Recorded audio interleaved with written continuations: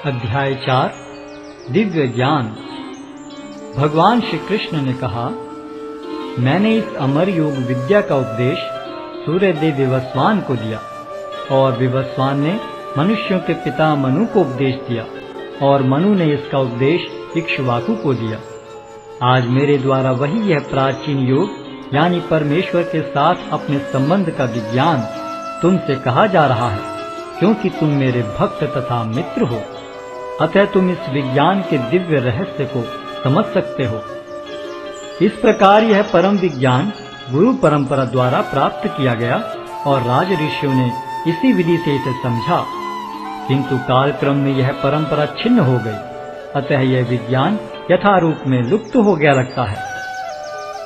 अर्जुन ने कहा, सूर्यदेव विवस्वान आपसे पहले हो चुके हैं, तो फिर मैं कैसे समझूं कि प्रारंभ में भी आपने उन्हें इस विद्या का उपदेश दिया था। श्री भगवान ने कहा, तुम्हारे तथा मेरे अनेकानेक जन्म हो चुके हैं। मुझे तो उन सब का स्मरण है, किंतु हे परम तप, तुम्हें उनका स्मरण नहीं रह सकता है। यद्यपि मैं अजन्मा तथा विनाशी हूँ और यद्यपि मैं समस्त जीवों का स्वामी हूँ, तो भी प्रत्येक युग में मैं अपने आदि दिव्य रूप में प्रकट होता हूँ। हे भरतवंशी, जब भी और जहाँ भी धर्म का पतन होता है और अधर्म की प्रधानता होने लगती है, तब तब मैं अवतार लेता हूँ। भक्तों का उद्धार करने, दुष्टों का विनाश करने तथा धर्म की फिर से स्थापना करने के लिए मैं हर युग में प्रकट होता हूँ। हे अर्जुन, जो मेरे आविर्भाव तथा कर्मों की दिव्य प्रकृति को जानता है, वह इस शरीर को छोड़ने पर इस भौतिक संसार में पुनः जन्म नहीं लेता, अपितु मेरे सनातन धाम को प्राप्त होता है।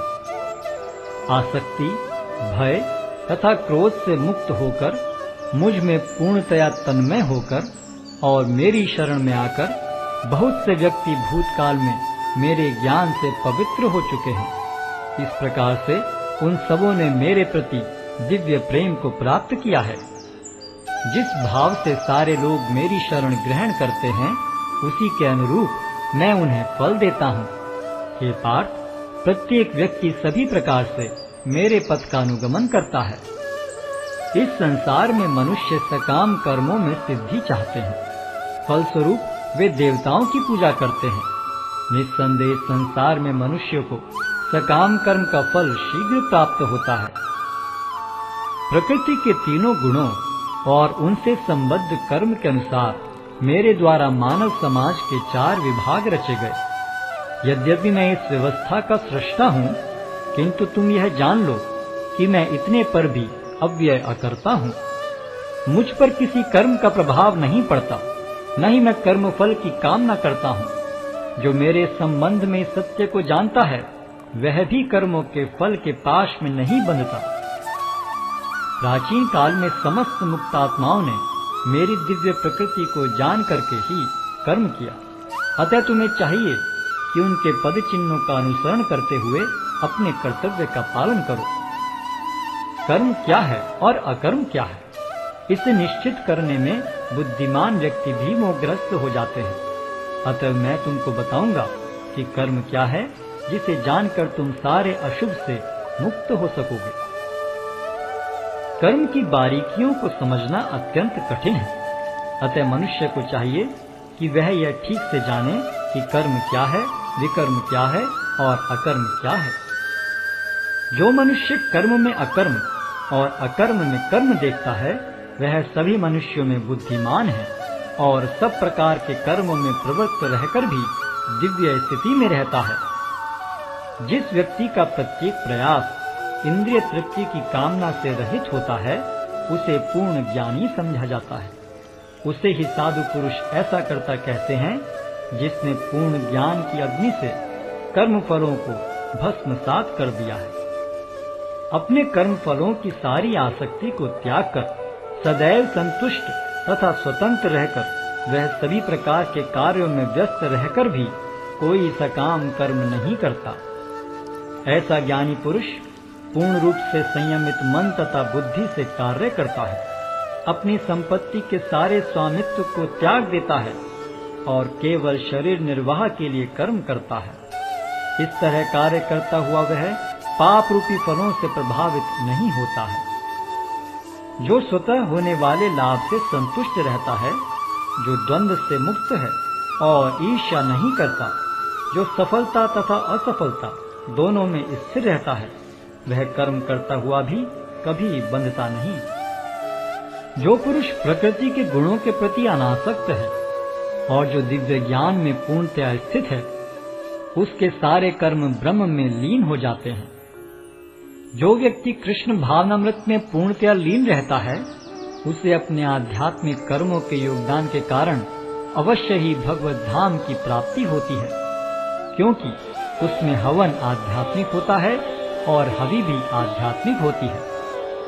कुछ योगी विभिन्न प्रकार के यज्ञों द्वारा देवताओं की भली भांति पूजा करते हैं और कुछ परब्रह्म रूपी अग्नि में आहुति डालते हैं।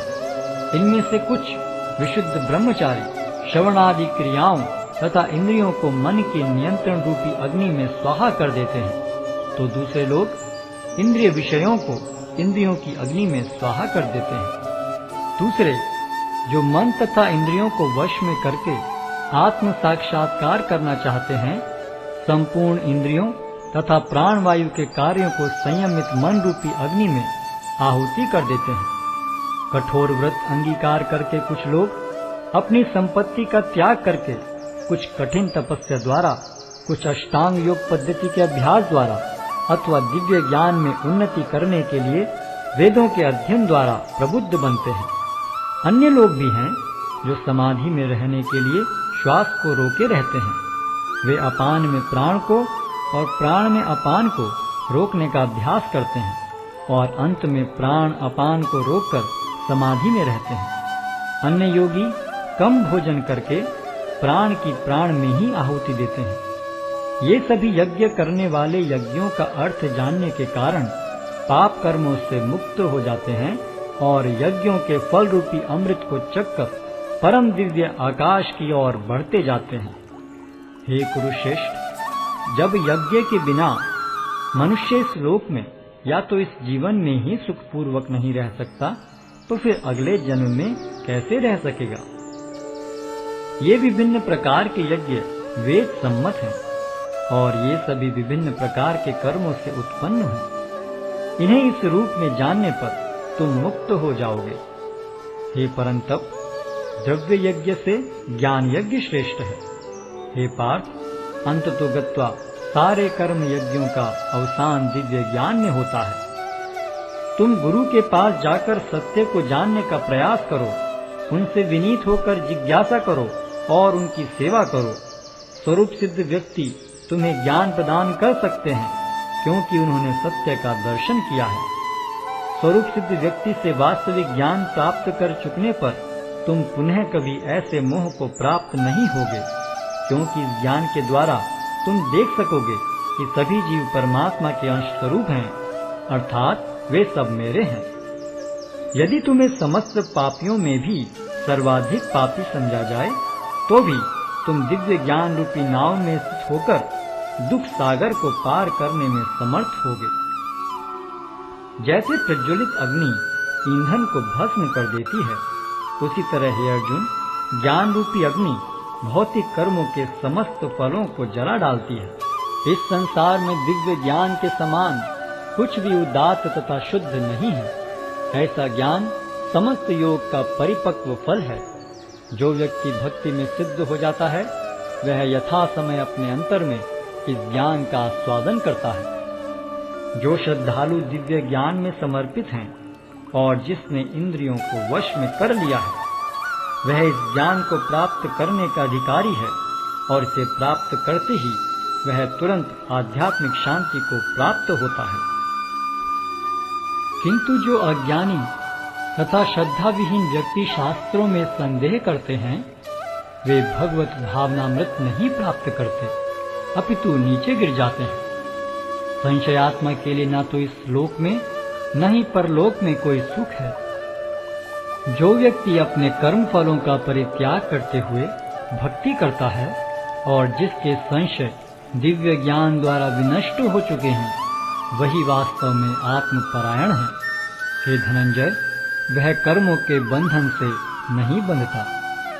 अतएव तुम्हारे हृदय में अज्ञान के कारण जो संशय उठे हैं, उन्हें ज्ञान रूपी शस्त्र से काट डालो। हे भारत, तुम योग से समन्वित होकर खड़े हो और युद्ध करो।